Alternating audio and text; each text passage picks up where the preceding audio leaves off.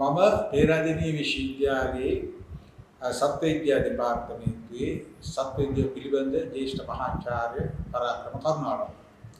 පේරාදෙණිය විශ්වවිද්‍යාලයේ විද්‍යාපීඨයේ විද්‍යා අධ්‍යාපන ඒකකයේ මගින් සංවිධානය කරනු ලබන පාසල් සිසුන් සඳහා ජීව විද්‍යාව තේමාව කරගෙන ඉදිරිපත් කෙරෙන මේ වැඩසටහන් මාලාවේ සප්ත රාජධානියේ විවිධත්වය ගැන තමයි මම කතා කරන්න යන්නේ. මේ වැඩසටහන් මාලාවේදී මම ඉදිරිපත් කරන රූප රාමු වල සකසලා තියෙන අපි ඉංග්‍රීසි භාෂාවෙන්. නමුත් මම විස්තරය සම්පූර්ණයෙන් කරන්නේ සිංහල භාෂාවෙන්. ඉතින් අර ඉංග්‍රීසි භාෂාවෙන් අර රූප රාමු සකසලා තියෙන නිසා අපි හිතනවා ඉංග්‍රීසි මාධ්‍යයේ ශිෂ්‍ය ශිෂ්‍යාවන්ට මේ වැඩසටහන ප්‍රයෝජනවත් වෙයි.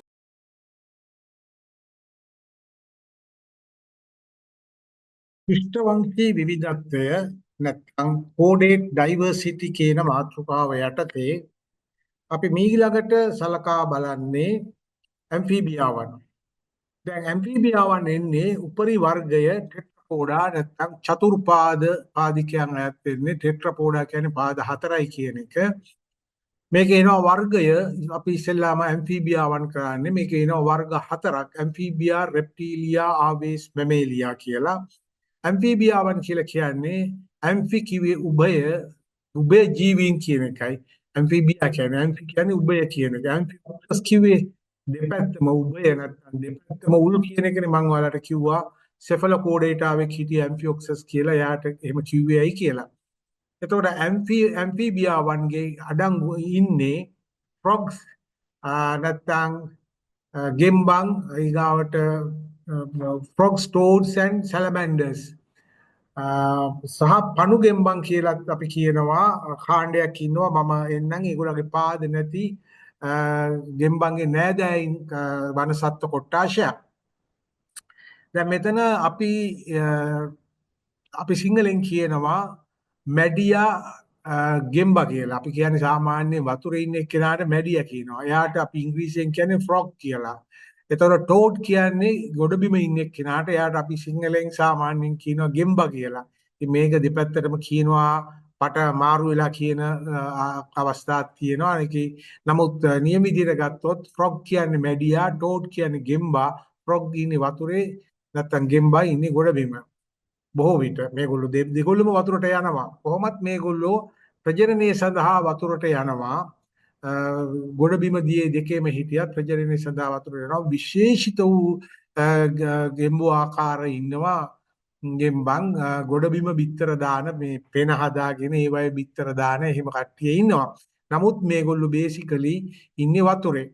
එතකොට මේගොල්ලෝ බොහොමයකට තියෙනවා ජලජ කීට අවස්ථාවක්. ඒකට අපි කියනවා ඉස්ගෙඩි අවස්ථාව කියලා. මේ ඉස්ගෙඩියට ජලක්ලෝම තියෙනවා. ඔයාලට පේනවා මේ වගේ ඉස්ගෙඩිය ජලක්ලෝම දරනවා. මේ ජලක්ලෝම දරන ඉස්ගෙඩිය ඊට පස්සේ රූපාන්තරණයේදී ගොඩබිමට සංක්‍රමණය වෙනවා ගාත්‍රා 4ක් එක්ක. එතකොට තියෙන ජලක්ලෝම නැති වෙලා පෙනහළු මගින් තමයි ගොඩබිමට එන මේ මැඩි ශ්වසනය කරන්නේ. ඒ වගේම මේගොල්ලන්ගේ තියෙනවා චර්මීය ශ්වසනය කියලා සම භාවිතා කරනවා ශ්වසන පෘෂ්ඨයක් ලෙසට.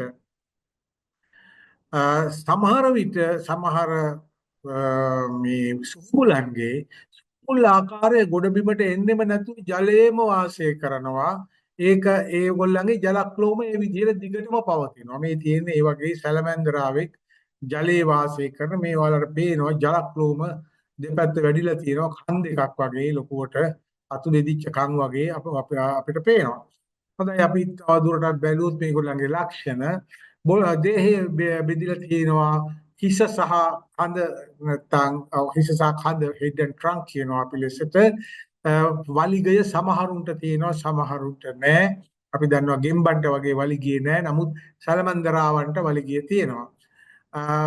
මේ සැකිල්ල ප්‍රධාන ලෙස සැකිල්ල අස්තිමයයි කාටිලේජ් වලින් මුලින් හටගෙන පස්සේ අස්තිමගේ ප්‍රතිස්ථාපනය වෙනවා.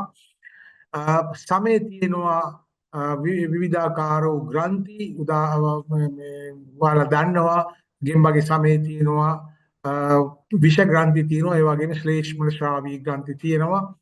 ඒ ගමන ඒ වගේම තමයි හැමේ නෑ වෙනත් බාහිර වූ විශේෂ අවයව කියලා කියන්නේ මේ ව්‍යුහයන් නෑ. උදාහරණයක් තමයි විශේෂ ව්‍යුහයන් කිව්වේ කොරපොතු, පිහාටු, හිසකෙස් වගේ කිසිම දෙයක් මේගොල්ලන්ගේ නෑ සමමතු පිට. මේගොල්ලන්ගේ තියෙනවා ගාත්‍රා යුගල් දෙකක් ඒවා භාවිතා කරන සංචරණය සඳහා අ, මේ යුගලමය ෆින්ස් නැත්තම් වරල නෑ. unpaired fins may be present කියලා කිව්වේ යුගලමය වෙන්නේ නැති තනිව තියෙන වරල් තියෙන පුළුවන්. මේ වරල් වල යුගලමය වරල් කියන්නේ බොහෝ විට පුර මේකලාවෙන් සහ ශ්‍රෝණි මේකලාවෙන් හටගන්න වරල්. ඒවට අපි කියනවා පිළිවෙලින් ලය වරල සහ ශ්‍රෝණි වරල කියලා. ඒවා යුගලමයයි. unpaired කිව්වේ අර ඩෝසල් නැත්තම් පෘෂ්ඨීය වරල වගේ ඒවා පෙයා වෙන්නේ නැහැ. එකයි වගේ තියෙන්නේ උඩින් එකයි. ඒවා යුගල වශයෙන් පිළිටන්නේ නැහැ. ඊගාවට හෘදයේ තියෙනවා කුටීක තුනක්. කර්ණිකා දෙකකුයි කෝෂිකාවකුයි. මේ තියෙන්නේ ඇම්ෆීබියාවෙකුගේ හෘදයක්. ඔයාලට පේනවා උඩින් කෝෂිකා දෙකක් තියෙනවා යටින් කර්ණිකාවක් තියෙනවා. මේ වගේ හෘදයක අපි මේකට කියනවා දකුණු කර්ණිකාව. ඔයගොල්ලෝ දන්නවා මේ අපි මේ පැත්ත ඇත්තටම ඔයාලා ගත්තොත් අපේ වම් පැත්ත උනාට අපි කියන්නේ දකුණු කියලා. ඒ හේතුව තමයි මේ සත්තුන්ව උදරීයව අපි විච්ඡේදනය කරපුවාම එන දර්ශනය. තේන දර්ශනේ උදරීයව විච්ඡේදනය කරපුවාම අපිට මේ පැත්ත අපිට පේන්නේ වම් පැත්ත වගේ උනාට ඒක සතාගේ දකුණු අත පැත්ත. ඒකයි අපි ඒකට දකුණු කර්ණිකාව කියලා කියන්නේ. මේක දකුණු කර්ණිකාව, වම් කර්ණිකාව සහ මේ තියෙන කෝෂිකාව. කුටීර තුනයි හෘදයට. රුධිරයේ අපිරිසිදු රුධිරය කියන්නේ කාබන් ඩයොක්සයිඩ් වැඩි වශයෙන් තියෙන දේහයේ ශිරා මගින් හෘදයේ වෙතට ගෙනෙනු ලබන රුධිරය. මේ රුධිරය ශිරා මගින් ගේනවා ඒක අපිරිසිදු රුධිරය කියලා කියනවා අපි. ඒක ගේනවා දකුණු කර්ණිකාවට. ඒ දකුණු කර්ණිකාවේ රුධිරය ඊට පස්සේ එනවා කෝෂිකාවට. කෝෂිකාවේට ඊගාවට වම් කර්ණිකාවට පැමිණෙන්නේ පෙනහල්ලේ ඉඳලා එන පිරිසිදු රුධිරය. ඒකේ ඔක්සිජනීකృత රුධිරය ඒක. එතකොට ඒක රතු පාටට තමයි තියෙන්නේ. අපි ශිරා රුධිරය පෙන්වන්නේ නිල් පාටට. එතකොට පිරිසිදු රුධිරයයි අපිරිසිදු රුධිරයයි දෙකම වැටෙනවා මේ එකම කෝෂිකාවට. ඒ හින්දා මේ එක කෝෂිකාව හින්දා මේ රුධිරය මෙතනදී මිශ්‍ර වීමකට භාජනය වෙනවා. මේ වගේ මිශ්‍ර වෙච්ච රුධිරය ඊගාවට මෙතනින් පොම්ප දෙකක් තියෙනවා පිටතට යවන. එක පොම්පයක් මගින් මේ රුධිරය යවනවා කොහාටද මේ පෙනහළු වලට. මේ අපි නිල් පාටට වගේ යන්තම් පෙන්න නිල් පාට දම් පාටට පෙන්නලා තියෙන මේ පෙනහල්ලට යනවා. ඒ වගේම අනිත් පොම්පෙන් යනවා දේහේ පුරාවට. එතකොට මේ මිශ්‍ර වූ රුධිරය පිරිසිදු අපිරිසිදු දෙකම මිශ්‍ර වූ රුධිරය එක පැත්තකින් යනවා පෙනහළු වලට අනිත් පැත්තේ යනවා දේහේ පුරාවට. ඉතින් පෙරහළු වලට යන රුධිරය පිරිසිදු වෙලා වම් කර්ණිකාවට එනවා. දේහය පුරා යන රුධිරය තරමක් අපිරිසිදු වුණත් මේක මේ මිශ්‍ර වූ රුධිරය යන්නේ ඒ වුණ තරමක් අපිරිසිදු වුණත් කමක් නැහැ. මේගොල්ලන්ට යන්න පුළුවන් බය නැතුව. මොකද මේගොල්ලන්ගේ තව තියෙනවා චර්මීය ශ්වසන. ඒතකොට චර්මීය හවමතු පිටට ගියාමත් මේ රුධිරය පිරිසිදු කරගන්න පුළුවන්. ඒ හින්දා දේහය මතු පිටත් පිරිසිදු කරන නිසා මේම රවුමට ආපහු දේහය පුරාවට යනවා. ඒවා ආපහු එකතු වෙලා මේ එනවා ආපහු දකුණු කර්ණිකාවට ඊට පස්සේ. ඉතින් මේ වගේ තමයි three chambered heart නැත්නම් කුටීර තුනකින් යුත් හෘදයක් ක්‍රියාකාරී වන්නේ. අපි බැලුවොත් vertebrate-වන්ගේ හෘද වල සැකස්ම මේ හෘද කොහොමද පරිණාමය වෙලා තියෙන්නේ කියලා මෙන්න මේ ආකාරයට මුලින්ම ටියුබ් එකක් වගේ තියෙන මාළුන්ගේ එකද අපි ඉස්සෙල්ලාම ගමු. මේක ටියුබ් එකක් වගේ තියෙන මේ නාලය ඉස්සාකාරයට ඇඹරිලා යනවා. එහෙම ඉස්සාකාරයට ඇඹරෙනවා. දැන් මෙහෙම ඇඹරුනම ඇත්තටම අපි ගත්තොත් උදරීය පැත්තෙන් විච්ඡේදනය කරොත් මේ තියෙන කෝෂිකාව මේ කෝෂිකාව එන්න ඕන මේ කර්ණිකාව උඩට. නමුත් මේ විස්තර පෙන්වීමේ පහසුව තකා මේක පැත්තට හරවලා පැත්තට වටලා මේක පෙන්වලා තියෙන්නේ මෙතන. එතකොට මේ තියෙන්නේ පල්ලෙහායින් එන්නේ රුධිරයෙන් දේහයේ සිට එන රුධිරය අපිරිසිදු රුධිරය ඒක කර්ණිකාවට එනවා. මේ තියෙන්නේ ශිරා රුධිරාශය ඇවිල්ලා මේ කර්ණිකාවට වැටෙනවා. කර්ණිකාවෙන් යනවා කෝෂිකාවට හැමතිස්සෙම කෝෂිකාමේ හුඟා පේශිමයයි මොකද ඒකෙන් තමයි ලොකු ප්‍රෙෂර් එකක් දෙන්නේ රුධිරයට දැඩි පීඩනයකින් තෙරපිලා පිට කරන්නේ දේහය පුරා යන්න. දැන් මේ හෘදය ඇත්තටම මෙතන ක්‍රියා කරන්නේ මත්ස්‍යයින්ගේ මේ හෘදය කියන්නේ දේහය වටා යන නාල පද්ධතිය එක ස්ථානයක පොම්පයක් හයි කරලා තියෙනවා. මේ පොම්පේ මගින් තමයි මේ රුධිරය නැවත නැවත දේහය පුරා කරකවන්නේ. දේහ පුරා කරකවන්න අවශ්‍ය පීඩනය ලබා දෙන්නේ මේ පොම්පේ මගින්. ඉතින් මේ පොම්පය ක්‍රියාත්මක වෙන්නේ විශේෂයෙන්ම කෝෂිකාවේ තම තද ස්පන්දනයක් හටගන්න නිසා. එතකොට මෙතනින් කර්ණිකාවට එන පිරිසිදු රුධිරය කෝෂිකාවට ගිහිලා තද ස්පන්දනයකින් මෙහෙම ධමනි කේතුකේ හරහා රුධිරේ හෘදයෙන් පිට වෙනවා. මේ හෘදයෙන් වස්තුවෙන් යන මේ රුධිරය කිලින්ම යන්නේ පෙනහා මේ මේගොල්ලන්ගේ තියෙන්නේ මාළුනේ. ඒතර මාළු වුණාම මේගොල්ලන්ගේ තියෙන ජලක්ලෝම. ජලක්ලෝම වලට යනවා ගිහිල්ලා පිරිසිදු කරගෙන ආපහු හෘදයට එන්නේ නැහැ. කෙලින්ම යනවා දේහය පුරා. ගිහිල්ලා දේහය පුරා ගිහිල්ලා අපිරිසිදු රුධිරය එකතු කරගෙන ආපහු එනවා මේ තියෙන කර්ණිකාවට. ඉතින් මේක හෘදය හරහා එකපාරයි මේ රුධිරය යන්නේ. මේකට අපි කියනවා ඒක සංසරණය කියලා. ඒ මාළුන්ගේ අපි ගත්තොත් එහෙම මැඩියන්ගේ එහෙම නැත්නම් අපි ඇම්ෆීබියාවන්ගේ මොකද වෙන්නේ? අපිරිසිදු රුධිරය එනවා වම් දකුණු කර්ණිකාවට. මේ අපිරිසිදු රුධිරය කර්ණිකාවට එනවා. කර්ණිකාවෙන් ඒ රුධිරය කෝෂිකාවට යනවා. කෝෂිකාවට ගියාම ඒ රුධිරේ පෙනහල්ල වලට යන්නත් පුළුවන්. ඒ රුධිරය සම්පූර්ණ දේහය පුරා යන්නත් පුළුවන්. මොකද කෝෂිකාවෙන් පිටතට යන බට දෙකක් තියෙන නිසා. දැන් අපි මේ කෝෂිකාවෙන් පිටත යන බට දෙකෙන් මේ රුධිරයෙන් කට්ටියක් යන්න පුළුවන් පෙනහළු වලට ගිහිලා පිරිසිදු කරගෙන වම් කර්ණිකාව ඔස්සේ ආපහු කෝෂිකාවට වෙන්න පුළුවන්. එහෙම නැත්නම් දේහේ පුරාම යන්න පුළුවන්. කෝෂිකාව කියලා කියන්නේ අර අපිරිසිදු රුධිරය කෝෂිකාවට වැටුනහම ඒකෙදි මිශ්‍ර වෙනවා. මොකද ඒක කුටීර වලට බෙදිලා නැති නිසා. මිශ්‍ර වෙන්නේ පිරිසිදු රුධිරයත් එක්ක. මේ පිරිසිදු රුධිරය එන්නේ පෙනහළු වල ඉඳලා. හොඳයි එතකොට මේ තියෙන්නේ 3 chambered heart නැත්නම් කුටීර තුනක හෘදය. කුටීර තුනක හෘදයේ මොකද වෙන්නේ? අපිරිසිදු රුධිරය දකුණු කර්ණිකාවට එනවා. ඒක කෝෂිකාවට වැටෙනවා.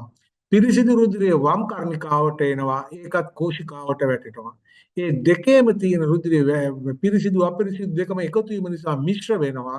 මේ මිශ්‍ර රුධිරයෙන් කොටසක් පිට වෙනවා පෙනහළු වලට පිරිසිදු කර ගැනීම සඳහා. ඒවා පිරිසිදු වෙලා ආපහු වෙන්නේ වම් කර්ණිකාවට. අනිත් කොටස කිලින්ම යනවා දේහය පුරා සංසරණය වෙන්න සඳහා. සංසරණය වෙලා ඒක අපිරිසිදු වෙලා සම්පූර්ණයෙන් ඒක එන්නේ දකුණු කර්ණිකාවට. මේ වගේ තමයි three chambered heart නැත්නම් කුටීර තුනකින් යුක්ත හෘදයක් ක්‍රියාත්මක වෙන්නේ. මේක දක්නට ලැබෙනවා ඇම්ෆීබියාවන්ගේ සහ රෙප්ටීලියාවන්ගේ. රෙප්ටීලියාවන්ගේ භාගයට බෙදීගෙන ආවත් මේ කෝෂිකාව පැහැදිලිව ක්‍රොකොඩීලියා කියන වර්ගයේ කියන්නේ කිඹුලන්ගේ. ඔයාලා දන්නවා රෙප්ටීලියාවන්ට එනවා කිඹුල්ලු. ඒ කිඹුලන්ගේ මේ කුටීර හතර හෘදය දක්නට ලැබෙනවා. ඔව් කුටීර හතර හෘදය හොඳටම දක්නට ලැබෙන්නේ ආවේසන් මැමේලියා පක්ෂීන්ගේ සහ ශීරපායින්ගේ. මේ තියෙන්නේ මේ අන්තිම දෙක දක්වන්නේ කුටීර හතරකින් යුත් හෘද. මේ වයවලට පේනවා දේහය පුරා ගිහිල්ලා කාබන් ඩයොක්සයිඩ් සාන්ද්‍රණයෙන් අධික ඔක්සිජන් නැති ඒ රුධිරය අපිරිසිදු රුධිරය කියලා අපි කියනවා. අපිරිසිදු රුධිරය වැටෙන්නේ දකුණු කර්ණිකාවට එනවා. ඒක දකුණු කෝෂිකාවට යනවා. ඒ රුධිරය කෙලින්ම යනවා පෙනහල්ලට. පෙනහළු වලට ගිහිල්ලා පිරිසිදු කරගෙන ඒ රුධිරය ආපහු එන්නේ වම් කර්ණිකාවට. වම් කර්ණිකාවෙන් ඒක වම් කෝෂිකාවට වැටිලා වම් කෝෂිකාවෙන් එළියට යනවා. ඒක තමයි දේහය පුරා යන්නේ. දේහය පුරා යන රුධිරය නැවත ඔක්සිජන් නැති වෙලා අපිරිසිදු තත්ත්වයටපත් වෙලා කාබන් ඩයොක්සයිඩ් අරගෙන එනවා මේ දකුණු කර්ණිකාවට. මේ ආකාරයට තමයි රුධිර සංසරණය හෘදේ කුටීර හතරක සිද්ධ වෙන්නේ. දැන් මේක අපි බැලුවොත් තවත් ස්වල්පයක් සවිස්තරාත්මක කරලා මේ මට වචන දෙකක් තියෙන නිසා one circuit ඒක සංසරණයේ ද්වි සංසරණය කියලා අපි බැලුවොත් මේ මත්ස්‍යයේ තියෙන තත්ත්වය තමයි මේ තියෙන්නේ. මේක ඊටම සරලයි. මම අර ඉස්සෙල්ලා කිව්ව ආකාරයටම මං ඉස්සෙල්ලා කිව්වේ වෙන්ට්‍රිකාව මේ කර්ණිකාව මේ පැත්තේ පෝෂිකාව මේ පැත්තේ තිබුණ ඉස්සෙල්ලා මේ රූප සටහනේ. නමුත් දැන් මේකේ ඒක අනිත් පැත්තට හරවලා කොහොම වෙතත් මතක තියාගන්න ඕනේ මේ කර්ණිකාව උඩ තමයි කෝෂිකාව තියෙන්නේ. මේක පැත්තට දාලා අඳින්නේ පෙන්වීමේ පහසුව තකා. දේහේ ඉඳන් අපිරිසිදු රුධිරය කර්ණිකාවට එනවා. කර්ණිකාවෙන් කෝෂිකාවට යනවා. කෝෂිකාවෙන් ඉමහත් වූ තෙරපුමක් ඇති කරලා ඒ හින්දා ඒක හුඟා පේශිමය කෝෂිකාව. පේශිමේ බිත්තිය. ඒකෙන් ඉමහත් වූ තෙරපුමක් ඇති කරලා ඒකෙන් තමයි පවර් එක ගන්න මුළු ඇඟ පුරාම යන්න ලේ. එතකොට දැන් ඒ ලේ යනවා පිට වෙනවා හෘදයෙන්. ඒ ලේ කෙලින්ම යනවා ජලක්‍රෝම වලට ගිහිල්ලා පිරිසිදු කරගෙන දේහය පුරා බෙදා හරිනවා. ඒවා ආපහු එකතු කරගෙන ආපහු කර්ණිකාවට එනවා. දැන් මේක ඔයාලට පේනවා මේ රුධිරේ එක වතාවයි හෘදය හරහා යන්නේ. මේකට අපි කියනවා එක සංසරණය කියලා. එකපාරයි සංසරණය යන්නේ. එතකොට මේක ෆිෂ්ලාගේ තියෙන one circuit කියන්නේ එක සංසරණයි two chambered heart හෘදේ කුටීර දෙකයි. ඊගවට අපි ගත්තොත් ගෙම්බන්ගේ ඇම්ෆීබියා වගේ තත්ත්වය ඒගොල්ලන්ගේ two circuit සංසරණයක් වෙනවා. මොකද මෙතනින් එන රුධිරය ආපහු සමහරක් ඒවා පෙනහල්ලට ගිහිල්ලා ආපහු හෘදයට ඇවිල්ලා තමයි ආපහු දේහයට යන්නේ. දේහයෙන් එන රුධිරය පෙනහල්ලට දේහයෙන් එන රුධිරය අපිරිසිදු රුධිරය හෘදයට ඇවිල්ලා හෘදයෙන් සමහරක් ඒවා පෙනහල්ලට ගිහිල්ලා ආපහු හෘදයට ඇවිල්ලා දේහේ පුරා යන්නේ. හැබැයි මෙතන chance එකක් තියෙනවා හෘදයෙන් එන අපිරිසිදු රුධිරය පෙනහල්ලට නොගිහින් ආපහු යන්නත් දේහේ පුරා. ඒ මොකද ඒ chance එක තියෙන්නේ මෙතන කෝෂිකාව බෙදිලා නැහැනේ. ඒ බෙදිලා නැති නිසා අපිරිසිදු රුධිරය දකුණු කර්ණිකාවෙන් කෝෂිකාවට වැටෙන අපිරිසිදු රුධිරය කොහොම හරි අර මහා ධමනීට රිංගගෙන දේහේ පුරා යන්න පුළුවන් පෙනහල්ලට යාමක් නැතිව. නමුත් අර පිරිසිදු රුධිරය එක්ක මිශ්‍ර වෙලා හින්දේක තියෙන්නේ ඒක සම්පූර්ණයෙන් අපිරිසිදු ගතියක් නෑ. මං කිව්වේ එහෙම අපිරිසිදු තත්ත්වයක සම්පූර්ණ 100% අපිරිසිදු නැති වුණත් මේගොල්ලන්ගේ මේකට උදව් කරන අමතර ශ්වසන ක්‍රමයක් තියෙනවා චර්මීය ශ්වසනය කියලා. ඒ හින්දා ඒක ප්‍රශ්නයක් වෙන්නේ නැහැ ඒගොල්ලන්ට. ඒක එහෙම ගිහිල්ලා එනවා. මේකත් මේ ද්විසංසරණේ සමහර සංසරණ මේකේ ඒක සංසරණේ සිද්ධ වෙන්න පුළුවන් වුණත් අපි මේක සලකන්නේ ද්විත්ව සංසරණයක් හැටියට මේ ඇම්ෆීබියාවන්ගේ නැත්තම් මැඩියාගේ හෘදය. මේක කුටීර තුනකින් යුත් හෘදය. ඉතින් මේ තත්ත්වයම තමයි රෙප්ටීලියාවන්ගේ දක්නට ලැබෙන්නේ. නමුත් රෙප්ටීලියාවන්ගේ ක්‍රොකොඩයිල් කියන කිඹුලන්ගේ ඉන්න ක්‍රොකොඩීලියා කියන ගෝත්‍රයට යනකොට chambered heart කියන එක නාමය වෙලා තියෙනවා. කුටීර හතරක හෘදය. කුටීර හතරේ හෘදය අපිට හොඳටම දක්නට ලැබෙනවා කුරුල්ලන්ගේ නැත්නම් ආවේශ පක්ෂීන්ගේ සහ ශිරපායින්ගේ. ඔවුන්ගේ මොකද වෙන්නේ? දේහයෙන් එන රුධිරය දකුණු කර්ණිකාවට වැටෙනවා. ඊගාවට දකුණු කෝෂිකාවට යනවා. ඊගාවට පෙනහල්ලට යනවා. ඒක වම් කර්ණිකාවට එනවා. වම් කෝෂිකාවට ඇවිල්ලා ඒක තමයි ඇඟ පුරා බෙදා හරින්නේ. එතකොට දේහයෙන් එන රුධිරය ආපහු දේහයට යන්න ඉස්සෙල්ලා මේ රුධිරය දෙපාරක් හෘදේ වස්තුව හරහා යනවා කියන තේරුම ඇතුව තමයි ද්විත්ව සංසරණේ දෙපාරක් යන හින්දා two circuits කියලා කියනවා අපි. මේ තමයි chambered four chambered නැත්නම් කුටීර හතරකින් යුක්ත හෘදයේ ක්‍රියාකාරීත්වය ඇති වෙන්නේ. මේක දක්න ලැබෙනවා ඉතාම පැහැදිලිව කුරුල්ලන්ගේ සහ ශිකාරියන්ගේ. හොඳයි මේ වර්ගයේ ඇම්ෆීබියාගේ අපිට දක්නට ලැබෙනවා ගෝත්‍ර තුනක්. පළවෙනි ගෝත්‍රය තමයි ඒපෝඩා. මේ ඒපෝඩා කියන එකේ ඉන්නේ අපි බ්ලයින්ඩ් වර්ම්ස් කියලා කියනවා. පණු ගෙම්බන් කියලා කියනවා සිංහලෙන්. පණු ගෙම්බන් කියන්නේ පණුවා වගේ. මේ පණුවා වගේ කියන්නේ මෙයාගේ පාද නැහැ. පාද නැහැ මේ වගේ පණුවෙක් වගේ. මේගොල්ලන්ට බ්ලයින්ඩ් වර්ම්ස් කියලා කියන්නේ මේක වැහිලා තියෙන්නේ නැත්තම් එතන බෝන් අස්ති කැලලකින් හොහමෙන් වැහිලා තියෙන්නේ ඇස්. මේ ඒ වෙනුවට මේගොල්ලන්ගේ හුඟා ඩිවලොප් වෙලා තියෙනවා කෙමෝසෙන්සර් කියලා කිව්වේ රසායනික සංවේදනය. සංවේදනය තාම උසස් මට්ටමක පවතිනවා. ඒ සඳහා පූර්ව කෙළවරේ වෙනවා ටෙන්ටකල්ස් නැත්නම් ග්‍රාහිකා. ඊටාම කියන්නේ හොඳ සංවේදාංකුර සහිත ග්‍රාහිකා තියෙනවා. මතු පිට දක්නට ලැබෙනවා කොරපොතු ගුඩා කොරපොතු. මේ සිසිලියන්ස්ලා කියලා මේගොල්ලන්ට කියන උදාහරණය තමයි ඔෆිස් නැත්නම් පනුගෙම්බ කියලා අපි කියන කෙනා. මේක ලංකාවේ තෙත සහිත පොළොවේ දක්නට ලැබෙනවා. මේ සිංහරාජ වගේ පැතිවල ඉන්නවා. මේ ඇත්තටම මේ නුවර පැත්තේ දක්නට ලැබෙනවා අපිට මේ සතාව.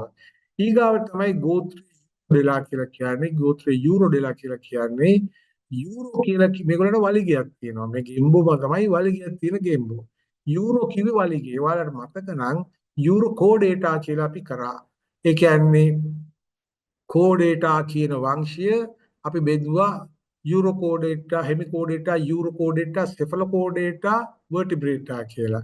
ඒතර යූරෝකෝඩේටා කිව්වේ වලිගයේ තිබුණ පෘෂ්ඨ රජ්ජුව හිසට ගිහින්නේ මොකක්ද මතක නම් ඒගොල්ලන්ගේ ඇසිඩියන් ටැඩ්පෝල් කීට අවස්ථාවේ වලිගයේ තිබුණා සියෝනාගේ සුහුඹුලාගේ දකින්න ලැබුණේ. නමුත් කීටයාගේ තිබුණා වලිගයේ මේ පෘෂ්ඨ රජ්ජුව. ඒක තමයි අපි යූරෝකෝඩේටා කියලා කිව්වේ. එතනත් යූරෝ කියනකොට මම කිව්වා යූරෝ කියන්නේ වලිගය කියන එක. මේ තවත් වලිගයට කියන නමක් තමයි ලැටින් භාෂාවෙන් කවුඩාටා කියන එක. ඒතර මෙයාට කවුඩාටා කියලා කියන්නේ ඒ වලිගය කියන මේ ගෙම්බු කියන නම යූරෝඩෙලා. මේගොල්ලන්ගේ එකම සයිස් එකෙන් විශාලත්වයෙන් යුත් එක වගේ කකුල් හතරක් තියෙනවා. මේ ඒ වගේම වලිගයක් තියෙනවා. සමහරු සූඹුලා බවට පත් වෙලත් අර ජලජාකාර සූඹුලා බවට පත් වෙලත් ඒගොල්ලන්ගේ ජලක්ලෝම නැති වෙලා යන්නේ නැහැ. මම ඒකට පස්සේ එන්නම්. දැන් මේගොල්ලන්ට කියනවා සැලමැන්ඩරාවන් කියලා. සැලමැන්ඩරාවන් කියන්නේ ගෙම්බෝ జాතියක් වලිගෙ තියෙන. මේක ලංකාවේ දක්නට ලැබෙන්නේ අපිට. ඊගාවට ඉන්නවා මේ ගෝත්‍රයේ එනියුරා කියලා කියන්නේ අපි කතා කරන ගෙම්බන් මැඩියන්. මේගොල්ලන්ගේ පිටිපස්සේ කකුල් දෙකෙන් තමයි උඩ පනින්න ශක්තිය ගන්නෙ. නමුත් ඉස්සරහට හොඳ ශක්තිමත්ව තියෙන ඉස්සරහා ගාත්‍ර දෙක. මොකද බිම පතිත වෙන්නේ ඉස්සරහා ගාත්‍ර දෙක තියලා. ඒ හින්දා මේ දෙක බොහොම බර දරා ගන්න පුළුවන් විදිහට හොඳට හැදිලා තියෙනවා. මේ කියනවා frogs and toads. මම ඉස්සෙල්ලා කිව්වා frogs කියන්නේ මැඩියෝ, toad කියන්නේ ගෙම්බෝ. frog කිව්වේ දියේ ඉන්න බොහෝ අය, toad කිව්වේ ගොඩ ඉන්න අය. ඒක සාමාන්‍යයෙන් වෙන පටල අනිත් පැත්තට පාවිච්චි කරන අයත් ඉන්නවා. නමුත් නියම විදිහට ගත්තොත් ඒ විදියයි කියන්න ඕනේ. එතකොට මම මේ කිව්වේ අර ජලයේ ඉන්න කීට ආකාරය රූපාන්තරණයේදී සුහුබුලා බවට පත් වීමේදී කීටයාගේ ලක්ෂණ අත්හරින්නේ. ඒ කියන්නේ කරමල් තිබුණ කීටයාට මෙයා කරමල් තියාගෙන මෙයා වතුරෙම ඉන්නවා. මේම තියෙනවට අපි කියනවා නියෝටෙනි කියලා.